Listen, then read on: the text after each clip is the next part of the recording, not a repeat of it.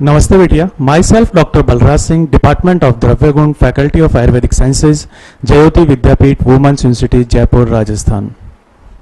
बच्चों, अपना जो पिछला लेक्चर है, ठीक है, उसके अंदर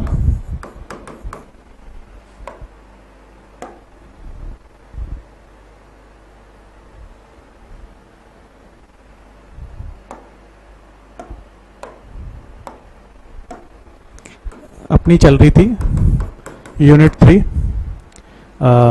गुण, ठीक है। और आज गुण का अपन देखेंगे पार्ट 2, जो पार्ट 1 था, ठीक है। पार्ट फर्स्ट के अंदर अपन ने गुणों का क्लासिफिकेशन देखा था,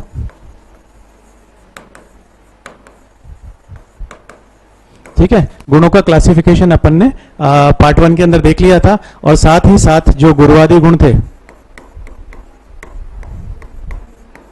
ठीक है, जो संख्या में 20 थे, ठीक है, इनके बारे में डिटेल स्टडी करी थी, ठीक है। डिटेल से हमने देख लिए थे कि ये 20 गुण होते हैं: गुरु, मंद, हिम, स्निग्ध, सांद्र, संलक्षण, मृदु, स्थिरा, गुणा से सूक्ष्म, विचिदा, विस्ति से विपर्या, ठीक है। तो ये 10 और 10 इनके विपरीत, ठीक, इनके बारे में हमने डिटेल में देख लिया था कि एक एक का क्या क्या कैरेक्टर है और वो किस तरह से हमारे शरीर पे काम करते हैं। तो आज हम इसके बाद जो नेक्स्ट हमारे जो सामान्य गुण है, भाई सामान्य गुणों के अंतर्गत,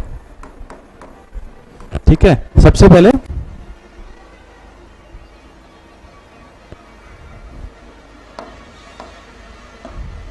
जो आधिभौतिक गुण है, ठीक है, आधिभौतिक के अंदर सामान्य और विशिष्ट का क्लासिफिकेशन था, ठीक है। अब जो सामान्य है इसके अंदर गुरुवादी और परादी गुण, ठीक है। तो ये वाले थे, हमने ये पार्ट 1 के अंदर डिटेल से देख लिए थे। तो अब हम जो देखेंगे वो कौन से हैं? परादी गुण, ठीक है। विशिष्ट के अंदर जो इंद्रियार्थ है, सार्था, ठीक है, ये वाले गुण थे। और जो आध्यात्मिक गुण है, आध्यात्मिक गुण, इसमें 6 गुण थे। कौन कौन से हैं? सुख, दुख, बुद्धि, इच्छा, द्वेष और प्रयत्न, ठीक है। ये 6 कौन से हैं? आध्यात्मिक गुण हैं। तो जो हमारा कल का जो लेक्चर था, ठीक है, कल के लेक्चर में हमने कौन से देखे थे? गुरुवादी गुण।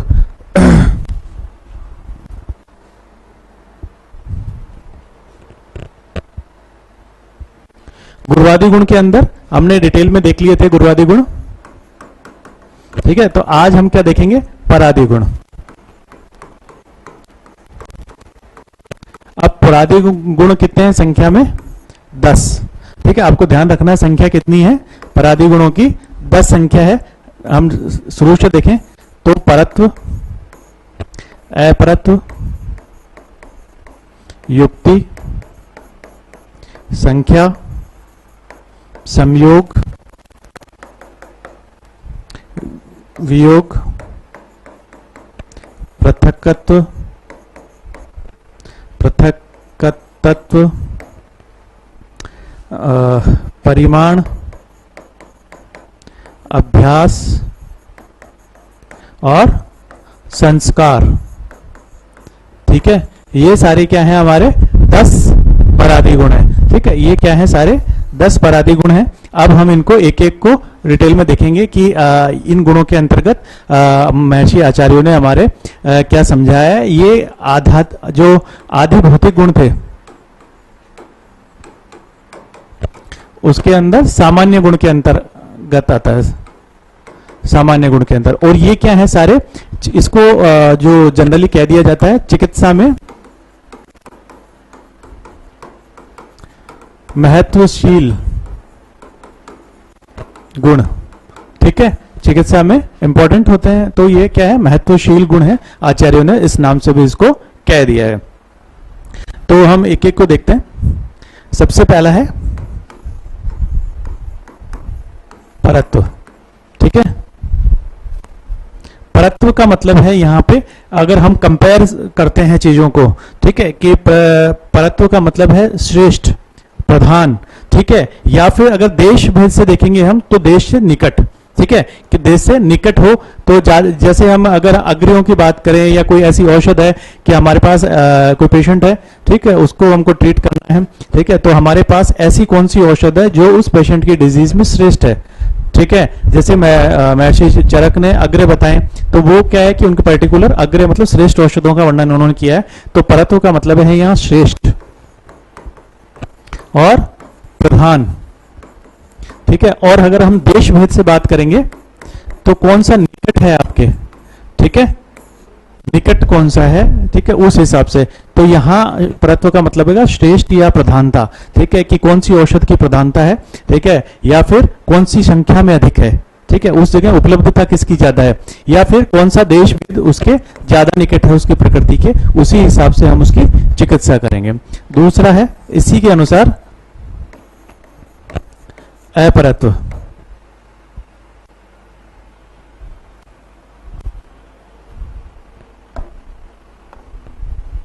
ठीक है, अपरत्व में आ गया अश्रेष्ठ या फिर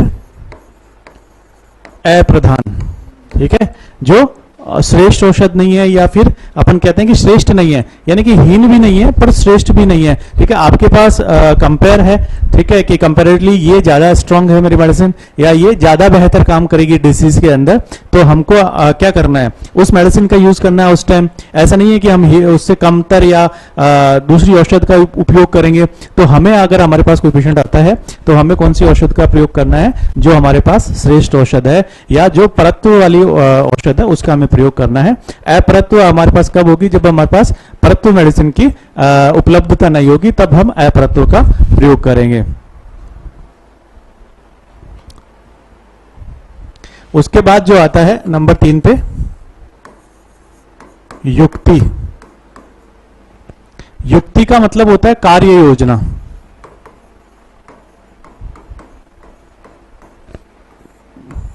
ठीक है, प्लानिंग।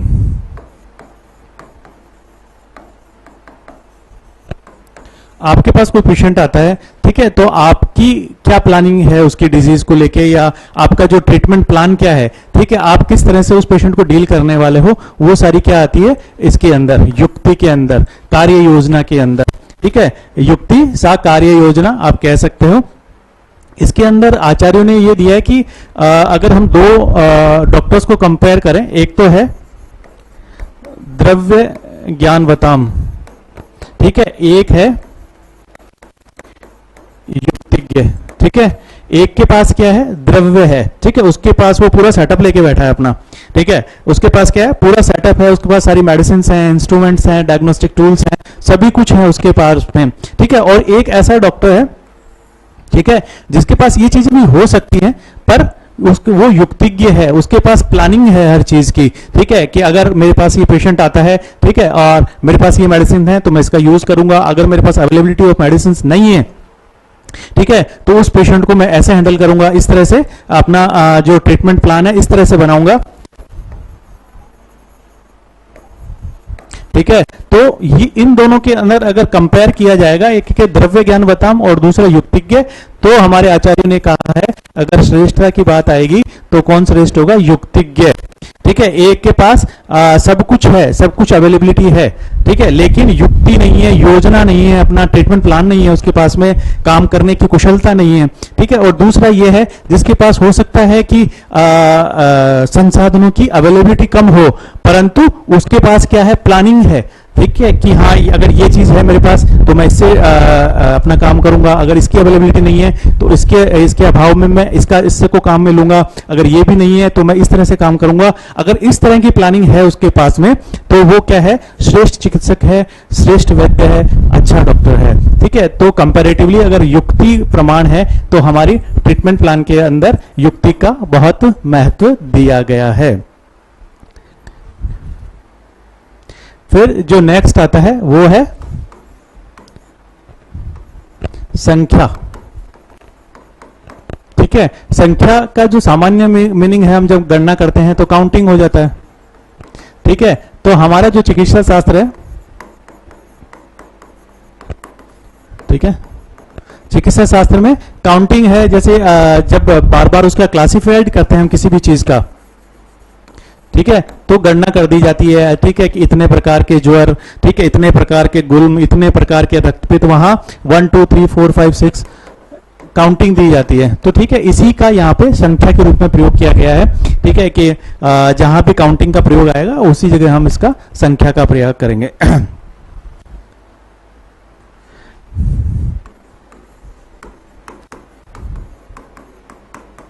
परिमाण, परिमाण का मतलब होता है यहां कि किसी चीज का कितनी मात्रा है, ठीक है, वेट कितना है उसका,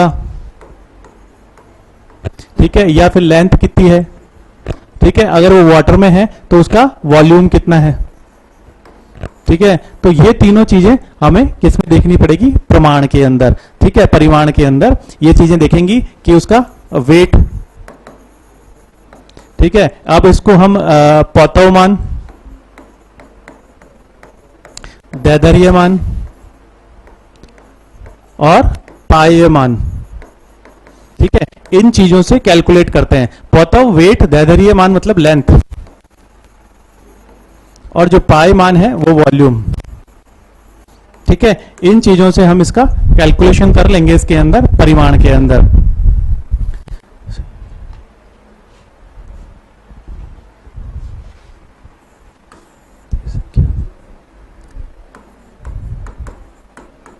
संयोग, ठीक है। अब संयोग का मतलब है कि आपस में दो चीजों का मिलना, ठीक है, तो ये संयोग कहलाएगा, क्योंकि हमारी कंपाउंडिंग होती है ड्रग्स की, ठीक है, तो हमें किस हिसाब से उनको मिलाना है कि दो एक्टिव ड्रग्स हैं या दोनों में से एक एक्टिव ड्रग है, इस हिसाब से। तो इसके अंदर जो इन्होंने भेद बताए हैं तो वो द्वंद्व कर्मज, एक कर्मज और सर्व कर्मज, इस आधार पे इन्होंने इनके भेद बताए कि जब दो हम इंग्रेडिएंट ऐसे हैं, ठीक है, जो आपस में दोनों ही एक्टिवली पार्टिसिपेट कर रहे हैं उस कंपाउंड के अंदर, तो वो क्या कहलाएगा, द्वंद्व कर्मज, ठीक है। अब हमने दो मिलाए तो हैं, ठीक है, कंपाउंड के अंदर इंग्रेडिएंट दो डाले हमने, ठीक है, लेकिन उनमें से एक्टिव एक ही है, तो वो क्या हो जाएगा, एक कर्मज, ठीक है। और कंपाउंडिंग बहुत सारे द्रव्यों से मिलाकर भी की जा सकती है, तो वो उसके अंदर अगर सारे के सारे इंग्रेडिएंट्स एक्टिव हैं तो वो क्या हो जाएगा, सर्वकर्मज, ठीक है। तो ये संयोग है। और इसके विपरीत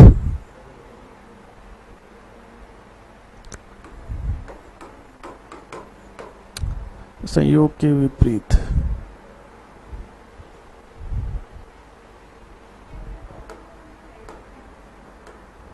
संयोग के विपरीत वियोग, ठीक है। संयोग, संयोग का मतलब भिन्ना और वियोग का मतलब अलग हो जाना, ठीक है। तो दो चीजें हैं, जैसे कि संयोग था द्वंद्व कर्मज, एक कर्मज और सर्व कर्मज, ठीक है। इसके विपरीत क्या हो जाएगा, वियोग, वो भी क्या हो जाएगा, द्वंद्व कर्मज और एक कर्मज और सर्व कर्मज, ठीक है। इस तरीके से ही हो जाएगा कि जब दो द्रव्य हैं, दोनों एक्टिवली पार्टिसिपेट कर रहे हैं अलग होने में, या फिर एक है जो एक्टिवली पार्टिसिपेट कर रहा है अलग होने में, या फिर सर्वकर्मज, सभी अलग अलग मात्राओं में अलग हो रहे हैं, ठीक है। तो संयोग का विपरीत क्या है, वियोग, यानी कि जो पहले संयोग हुआ है उसका वियोग हो जाता है। अब एक जो कर्म है इसके अंदर एक गुण है, ठीक है, पृथकत्व। पृथकत्व वियोग से थोड़ा अलग है, ठीक है। पृथकत्व मतलब वो अपने आप में अलग है, ठीक है, कि जैसे एक हिमालय पर्वत है, एक विंध्य पर्वत है, ठीक है, दोनों अपने आप में कभी मिले ही नहीं, ठीक है, उन दोनों में डिफरेंशिएशन अलग है, वो दोनों ही अलग है, तो वो क्या है, पृथकत्व। इसके अंदर वियोग, वैलक्षण्य और अनेकता, ठीक है, ये इसके तीन गुण हैं पृथकत्व के, ठीक है, कि वो आपस में एक तो वियोग है, अदूर हैं वो दोनों, ठीक है, या आपस में गुण उनके अलग अलग हैं, ठीक है, वैलक्षण्य है, ठीक है, लक्षणों में उनके भिन्नता है, ठीक है, या फिर वो दोनों ही जाति से ही अलग हैं, ठीक है, यानी एक गाय है एक भैंस है, या अलग अलग जातियों से वो मिलते हैं, तो उनमें क्या है, आपस में मिलते ही नहीं है, इसलिए इसको क्या कह दिया, पृथकत्व। लास्ट में है अभ्यास, ठीक है। अभ्यास, जब हम कोई मेडिसिन पेशेंट को देते हैं, ठीक है, तो उसका अभ्यास करना जरूरी है। आप एक दिन कोई पेशेंट को मेडिसिन देके आप उसे ठीक नहीं कर सकते, इसलिए कंटिन्यू अभ्यास, सतत क्रिया, ठीक है, बार बार की जाने वाली क्रिया अभ्यास इंपॉर्टेंट है इसके अंदर। और 10वां है संस्कार। संस्कार का मतलब होता है गुणांतरधान। ठीक है, कोई मेडिसिन के अंदर आप कुछ केमिकल या फिजिकल चेंजेस करके उसके गुणों की वृद्धि कर देना या नए गुणों को उसके अंदर डाल देना, ठीक है, क्या कहलाता है? संस्कार कहलाता है। तो इस प्रकार आज हमने जो परादी गुण का जो टॉपिक है, ठीक है, इसको देखा। ठीक है, तो पिछला गुरुवादी गुण हो चुका हमारा और ये परादी गुण हो चुका। तो आज के टॉपिक में आज के बस इतना ही। If you feel any query, kind of query, please mention in comment box. I will resolve it soon. Thank you बच्चों।